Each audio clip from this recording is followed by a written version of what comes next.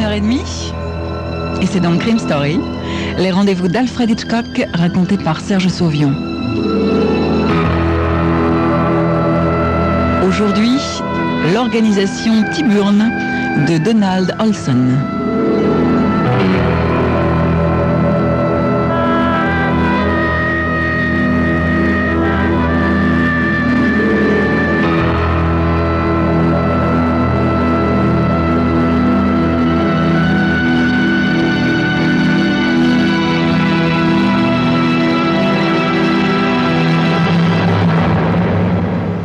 Partant de l'auberge, Travers emprunte le chemin du bord du lac et se promène le long des petites criques pittoresques. Après avoir parcouru plusieurs kilomètres, il s'apprête à rentrer quand il se retrouve devant une jetée toute délabrée. De l'autre côté de la jetée, un totem d'environ 5 mètres de haut se dresse comme planté sur la dune sablonneuse. Une tête d'aigle avec un énorme bec crochu semble dominer le lac Erie. Travers escalade la dune et arrive sur un terre-plein. Il examine le totem.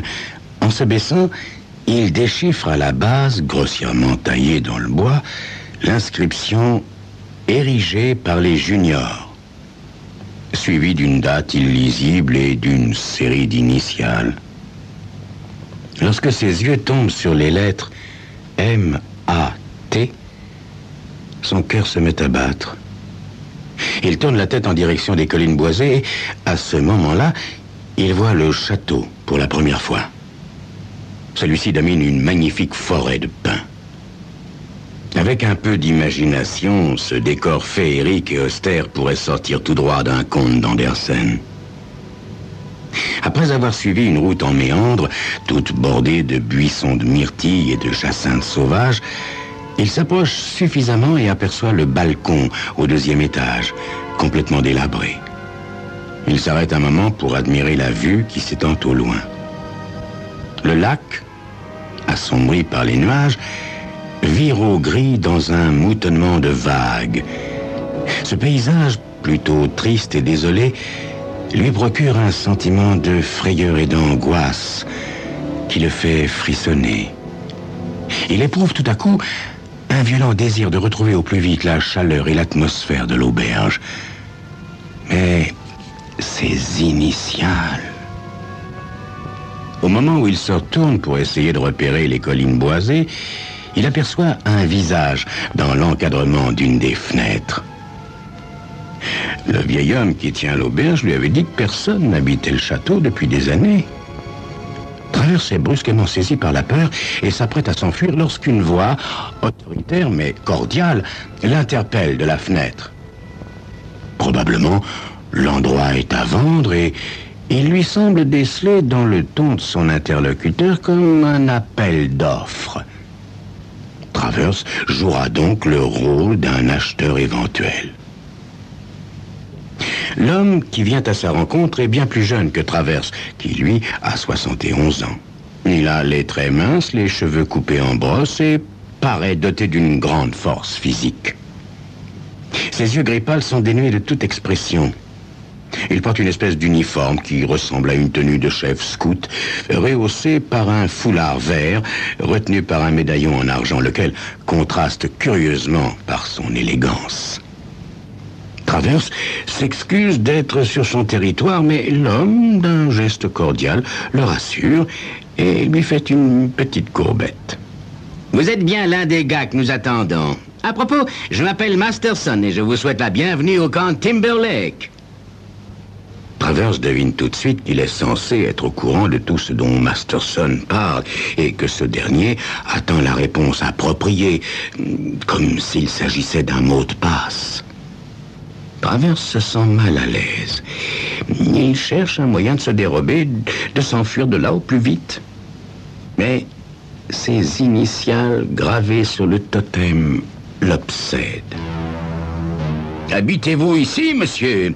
demande-t-il à Masterson. « À l'auberge, on m'a dit que le château était abandonné. » Inhabité peut-être, mais jamais abandonné. Moi, je campe dans une de ces cabanes. répond Masterson en pointant son doigt vers la gauche en direction des bois. Ici, au château, il y a le réfectoire, les bureaux de l'administration et les dortoirs. C'est-à-dire, il y aura tout cela une fois les travaux terminés, n'est-ce pas? C'est le moment propice, semble-t-il, pour faire savoir à Masterson qu'il fait erreur sur sa personne. Mais la prudence instinctive de Travers l'emporte. Alors le camp va fonctionner à nouveau, dit-il le plus innocemment du monde. Oui, on pourrait appeler ça un centre de réanimation, répond Masterson avec une sorte de connivence. Puis il poursuit. Je ne pense pas que vous soyez venu par ici dans les années 30 ou 40. En ce temps-là, tout était impeccable et parfaitement au point. D'ailleurs, on était alors obligé de s'isoler davantage. Forcément.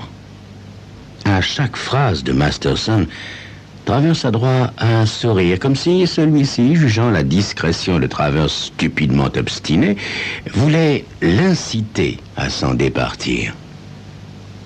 Travers enchaîne. « Vous étiez par ici, naguère ?» « Mon cher monsieur, j'étais un des tout premiers. » Masterson laisse tomber le reste de sa phrase, comme s'il voulait que Travers soit la termine, soit lui fasse un signe confirmant qu'il comprend bel et bien de quoi il en retourne. Travers ne fait ni l'un ni l'autre. Il doit agir avec énormément de prudence. Peut-être que le meilleur moyen serait de faire croire à Masterson qu'il est bien la personne attendue. « Si vous avez un moment, j'aimerais vous montrer quelque chose. » dit Masterson. Masterson et Travers contournent le château, puis en pointant un petit chemin qui serpente à travers les pins majestueux, atteignent une clairière. Couronnant ce petit tertre de verdure, ils découvrent un cadran solaire. Masterson s'agenouille et pointe son doigt vers une série d'initiales inscrites sur le socle. Le premier groupe. On était seulement 7. T-Burn comptait sur 12, mais il n'a pas pu les réunir. Cependant, aucun de ses disciples ne l'a trahi. T-Burn. Masterson a lancé ce nom comme s'il était convaincu que Travers le connaît. Pendant les hostilités, le camp avait été mis en veilleuse. Maintenant, la conjoncture actuelle semblerait favorable à sa renaissance. Il va sans dire que je suis extrêmement flatté d'avoir été nommé conseiller. Travers fait semblant d'étudier le cadran solaire. Vous étiez ici en 41 ? demande-t-il finalement. Bien sûr, c'était le tout dernier groupe avant la guerre. Masterson ne montre aucune curiosité à l'énoncé de cette date, ce qui prouve bien qu'il continue à jouer ce jeu de sondage réciproque. Travers regarde autour de lui. Le ciel couvert de nuages pourpres, la triste solitude de l'endroit et le silence de ces bois obscurs lui donnent un avant-goût d'apocalypse. Il se ressaisit et demande à Masterson « Vous ne croyez pas qu'il va pleuvoir ?» Ce dernier lui sourit. Dans ce cas, nous devrions peut-être terminer notre petit tour d'inspection, monsieur... Monsieur Temple, répond Travers en se retranchant derrière ce faux nom.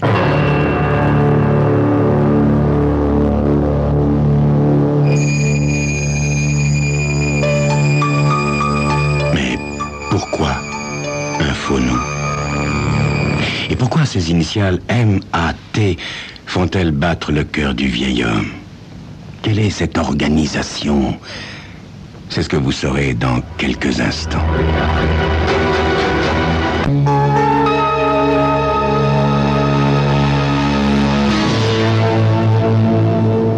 Après avoir traversé la clairière, ils s'engagent tous deux dans un petit sentier. Soudain, Travers s'immobilise. Derrière les arbres, il aperçoit deux jeunes garçons d'environ 15-16 ans qui coltinent de grandes bottes de foin.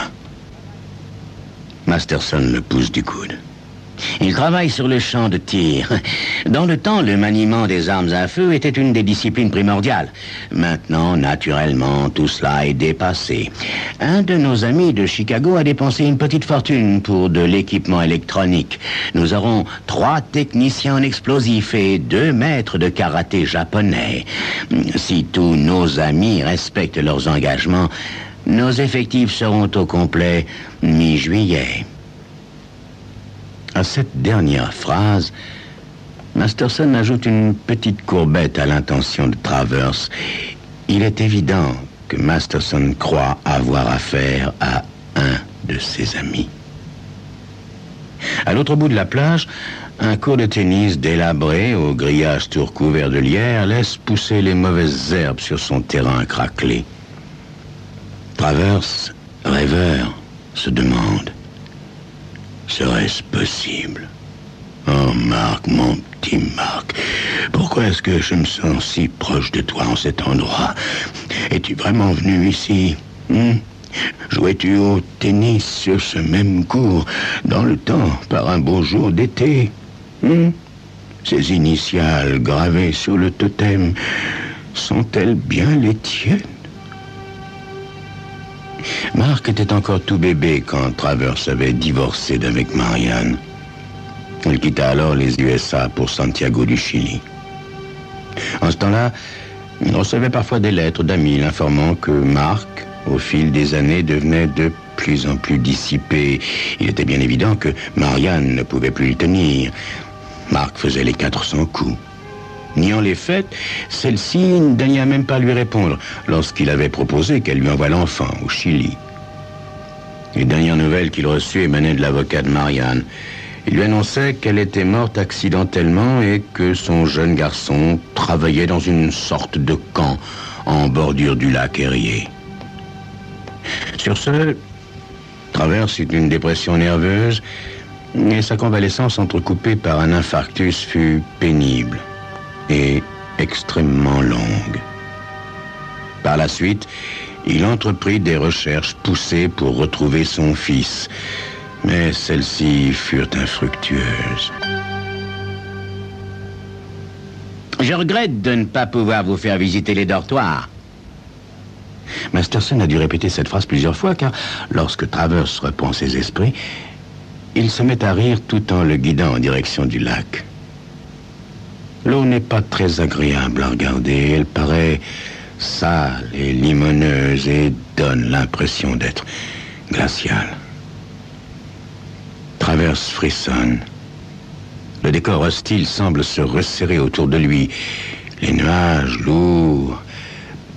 D'une voix mal assurée, il demande: « Et dites-moi, Masterson, à l'époque, c'était pareil ?»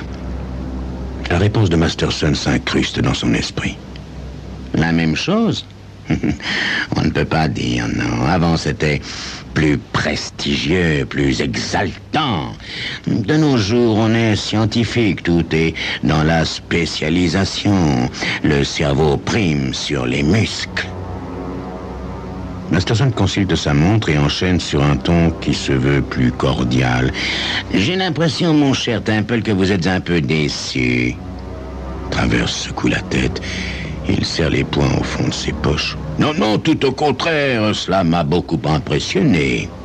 Vous ne cessez de regarder l'eau, alors ne croyez-vous pas qu'il est temps d'abattre nos cartes? Vous êtes bien le donateur du sous-marin, n'est-ce pas? Pour tout savoir sur ses initiales, Travers doit jouer le jeu jusqu'au bout, n'est-ce pas? Il ébauche donc un sourire sans faire de commentaire. Du coup, Masterson paraît beaucoup plus détendu. Un des cours les plus recherchés sera certainement celui traitant de la destruction par voie sous-marine. Korinsky est avec nous, vous savez, celui qui accompagnait Cousteau. Il pose la main sur l'épaule de Travers et poursuit d'un air complice. J'ai entendu dire qu'un groupe paierait très cher pour faire sauter le barrage de Shedesh Valley. Tout ce qu'il leur faut, c'est une équipe bien entraînée. En automne, ils seront fin prêts. Travers frissonne. Mais ces garçons si jeune. Masterson sourit. Ils doivent être sélectionnés très tôt. Toute prédisposition à une activité subversive, quelle qu'elle soit, se révèle et se développe dès la plus tendre enfance.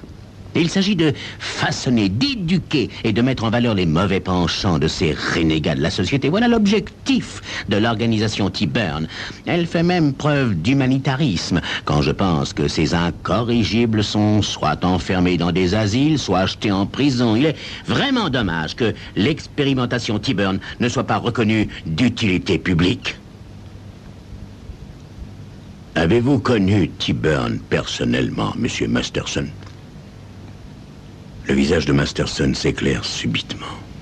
Oui, quand il s'appelait encore Bernie Tyson. Pour la génération de Travers, le nom Tyson représente un personnage plus célèbre encore que Dillinger, gangster renommé en 1925. Je travaillais pour lui avant qu'il ne soit déporté. Je me souviens d'un certain soir où nous soupions chez Carlotta. Il ressassait son thème favori. Mon cher Masterson, disait-il, les policiers sont bien formés dans des écoles, alors pourquoi ne ferions-nous pas aussi une académie pour activités antisociales et subversives au lieu d'avoir recours à des illuminés ou des repris de justice? Travers essaie de dissimuler au mieux l'épouvante qui s'empare de lui, tout en continuant à fixer le lac d'un regard inquiet. Il sursaute quand Masterson lui propose d'aller voir le totem qui se dessine dans le lointain. Travers n'entend plus que quelques bribes quand Masterson reprend son inquiétant discours. Naturellement, T-Burn, dans son testament, avait tout prévu pour le camp Timberlake. Même sur son lit de mort, tous les détails. Les parents se documentaient, ou bien venaient se rendre compte et repartaient pleinement rassurés. Ils admiraient la beauté du site. Une discipline de fer, tous les sports virils, athlétisme, natation, tennis et aussi la grande salle de lecture. Les garçons avaient été conditionnés auparavant et arrivaient toujours à embobiner leurs parents.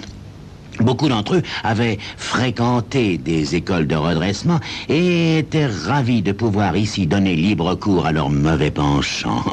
Au lieu d'être punis, ils étaient au contraire encouragés et guidés dans leurs prédispositions. Ce fut un succès monstre. Travers n'en croit pas ses oreilles. Il voudrait rassembler ses forces et fuir de cet endroit maudit. Pourtant, il désire maintenant à tout prix connaître la signification et l'origine de ses initiales. Pour cela, il doit faire très attention à ne pas éveiller de soupçons. Il esquisse un sourire. Dans le temps, j'ai connu un homme dont le fils avait été enrôlé dans ce camp. Enfin, du moins, je le crois. Ah oui? Et maintenant, où est-il? Je veux dire, le père. Oh, le père, il est retraité. Masterson, en guise de réponse, regarde sa montre. Ce geste non dissimulé inquiète fortement Travers. Afin de calmer ses appréhensions, il essaie de se persuader que celui qui est en face de lui est soit un farceur, soit un débile mental, que tout ceci n'est qu'une mauvaise plaisanterie. Et vous, Monsieur Temple, avez-vous des enfants? Travers ressent un pincement au cœur et une légère nausée. Le ciel s'assombrit. Le vent claque la surface de l'eau. C'est le moment ou jamais de s'enfuir et de retourner à l'auberge si accueillante. Oh, un camp sur le lac Erie, il a bien dû en exister des centaines. Il est même possible que celui qu'il cherche soit au Canada. Ou plutôt j'avais un fils. Ah, je suis désolé, dit Masterson. Vous l'avez perdu? Oui, irrémédiablement perdu, à tout point de vue. Marianne était riche et connaissait des gens influents. Travers avait été déchu de la puissance paternelle, peut-être même avec raison. En tout cas, il n'avait jamais contesté la décision. Il s'était mal conduit avec Marianne, et ce, à plusieurs reprises. À cette époque-là, il manquait de maturité. Le comportement pseudo-militaire et soi-disant philosophique de Masterson se transforme soudain. D'un ton doucereux, il continue. Mais, dites-moi, cet homme que vous avez connu et dont le fils était à Timberlake, il est encore en vie, dites-vous? Il a pris sa retraite, mais il vit toujours, oui. Il a vraiment de la chance. On a souvent considéré les parents comme un danger permanent, voyez-vous. En principe, c'est sur eux que les diplômés de notre académie faisaient leur premier test. Et ils étaient éliminés assez rapidement. Accident, explosion, incendie, suicide. Travers frissonne d'horreur. C'est tout simplement aberrant. De la folie pure. Marianne avait péri dans un accident d'avion. Il y avait eu une explosion, mais on n'avait jamais pu en connaître la cause. Était-ce une simple coïncidence? Mais finalement, quelle importance. Tout ça n'est qu'une histoire de fou. Masterson, regardant sa montre, dit... Je vous prie de m'excuser, mais j'ai des choses à faire. Pendant ce temps, vous pouvez vous promener. Je serai aussi très heureux de vous avoir à dîner. Travers lève la main en signe de refus. Vous êtes bien aimable, mais je dois retourner à l'auberge. Comme il s'apprête à partir, Masterson le retient par le bras. Vous ne pouvez plus passer à cette heure-ci à cause de la marée. Il y a un raccourci à travers les bois. Je vais demander à un de mes gars de vous servir de guide. Coupant court aux protestations de Travers, il le conduit en haut de la colline et appelle un de ses garçons. Le jeune homme a un visage ouvert et une mine rassurante. Travers aurait préféré se mouiller les pieds plutôt que de s'aventurer dans cette forêt sombre, mais il n'a pas le choix. Il suit donc le jeune garçon. Masterson, du perron, lui fait un signe amical de la main. Le sentier est si étroit qu'ils doivent marcher l'un derrière l'autre. Travers avance lentement derrière son guide qui ne dit pas un mot. La forêt est si dense que très peu de lumière peut s'infiltrer entre les arbres. Travers, lui, ne pense plus qu'au moment où il pourra apprécier à nouveau la chaleur de l'auberge, avec ses bruits familiers, sa musique rassurante. Au milieu du bois, le garçon s'arrête et sort du chemin. Il ramasse une grosse branche d'arbre tombée à terre et en casse l'extrémité. « Que faites-vous là, jeune homme ?» demande Travers. « Je me fabrique une canne, » dit-il avec un sourire ingénu. Quelques heures plus tard, on découvrit sur la plage le cadavre de Travers, à environ 1,5 km de l'auberge. Selon le médecin légiste, la mort fut attribuée à un infarctus et la blessure au crâne semblait résulter du fait qu'il avait dû se cogner la tête sur l'arête d'un rocher pointu en tombant. C'était un homme âgé et il avait dû surestimer ses capacités physiques. La panique ressentie par le vieil homme en voyant venir la marée montante avait vraisemblablement provoqué l'infarctus, ce qui expliquait l'expression de terreur encore figée sur son visage.